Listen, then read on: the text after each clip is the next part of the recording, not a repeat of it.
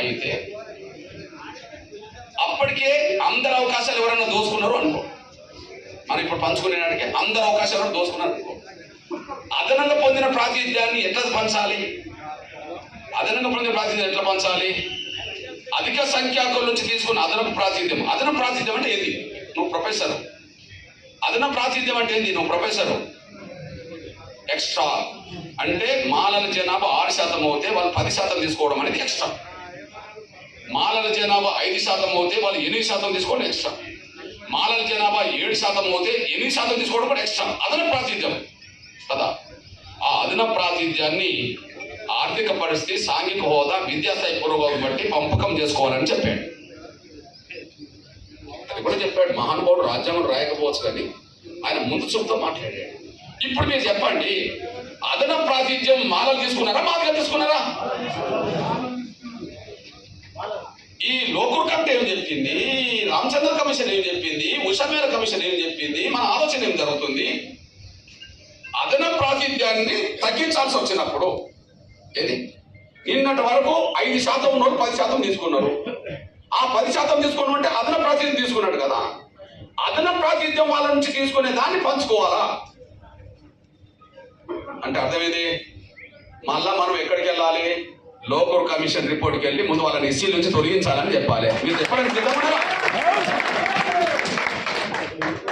రాగా please. Lokur committee కనుక report ప్రకారం కనుక అప్పుడే లాల్ బహదూర్ శాస్త్రి కమిషన్ రిపోర్ట్ ప్రకారం వాళ్ళు తొలగిస్తే ఇవాళ ఎవరి వాట వాళ్ళకి వచ్చేదేమో, లేదా మాదిగలు అదనంగా తినేవాళ్ళేమో. మాదిగలు అదనంగా ఎంత తిన్నారో ఈ 50 ఏళ్ళు దాన్ని కక్కియడానికి అవకాశం ఉంటుంది. అంటే చూడు, అరే ఎంత అదనంగా తిన్నాడో వానికి కక్కియాలరా అని చెప్పి. అదనంగా తిన్నోడు ఎవరు ఈశ్వర్? అదనంగా తిన్నోళ్ళు ఎవరు గది చెప్పండి. మాలోళ్ళు తిన్నారు. మరి మాలోళ్ళు తిన్నారంటే మీరు 58 కులాల హక్కుల గురించి మాట్లాడాలి కానీ 57 కులాల గురించి మాట్లాడుతున్నారే. నేను అందరి గురించి మాట్లాడుతున్నా. మాలోళ్ళు తిన్నారని మీకు అర్థమైనప్పుడు, నీ మాట నా మాట వాళ్ళు దోచుకున్నారని అర్థమైనప్పుడు, మాలేతర 58 కులాల గురించి మాట్లాడాలి. అందరూ ఎవరి మాట గురించి వాళ్ళు మాట్లాడాలి. మాలయేతర దళిత కులాల గురించి మాట్లాడాలి. ఎందుకంటే మాలయేతర దళిత కులాలన్నీ వర్గీకరణ కోరుకుంటున్నాయి. వాడు ఒక్కడి వర్గీకరణ ఎందుకు అడ్డం పడుతుంది మీరు చెప్పండి.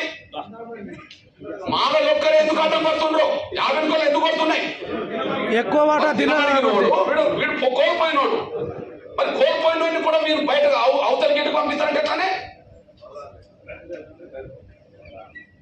శాపాద అనిపిస్తుంది. ఎక్కడెక్కడ లూజ్ గా మాట్లాడుతుండ్రో నాకు అర్థం కాదా? ఎక్కడెక్కడ లూజ్ తనంతో ఈ వ్యవహరిస్తున్న అర్థం కాదా? ఈశ్వర్, వర్గీకరణ కోరుకునే సూత్రంలో భాగంగా వర్గీకరణ అడ్డుకునే శక్తులకు ఉపయోగపడే విధంగా మన కాన్ఫిడెన్స్ ఉండదు. డైరెక్ట్ వాళ్ళు అడ్డం పడే ప్రయత్నం చేస్తున్నారు. పరోక్షంగా కొంతమంది చేసే దుష్ప్రచారం వాళ్ళు అనుకున్న దాన్ని అమలు చేయడానికి రంగసిద్ధం అవుతారు. ఈ విషయాన్ని నేను అంగీకరించాను. మిమ్మల్ని కాపాడుకునే కాడ కాపాడతా. నేను వచ్చాను కాబట్టి అన్ని దోషి పెడతాను నేను చెప్పలేదు. మిమ్మల్ని కాపాడుకునే కాడ కాపాడతా. మీరు వచ్చిందని చెప్పి ముఖం పట్టుకొని నేను మెహర్బాన్తో మాట్లాడి ఇక మీకు మాలల్ది మాదిగల్ది అందరు కలిసి మీకే దోషి పెడతా, మీరు 5 అడిగిన ఇస్తా, 6 అడిగిన ఇస్తా, 10 అడిగితా నేను చెప్పలేను బ్రదర్. నేను న్యాయం వైపు నిలబడతానే తప్ప నేను అన్యాయం ఎవరు కానివ్వండి.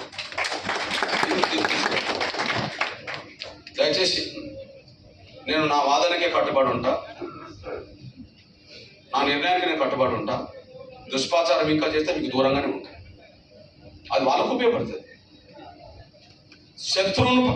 శత్రువుగా చూపెట్టకుండా, మన అందరి హక్కులను దోచుకున్న వాడు ఫలానోడని చూపెట్టకుండా ఫైట్ తీవ్రతరం జరుగుతుంది. వాళ్ళు మీసాలు మెలేసి వర్గీకరణ ఎట్లా జరుగుతుందో చూస్తామంటారు. వాళ్ళ సభలో వాళ్ళు తొడలు కొడతారు.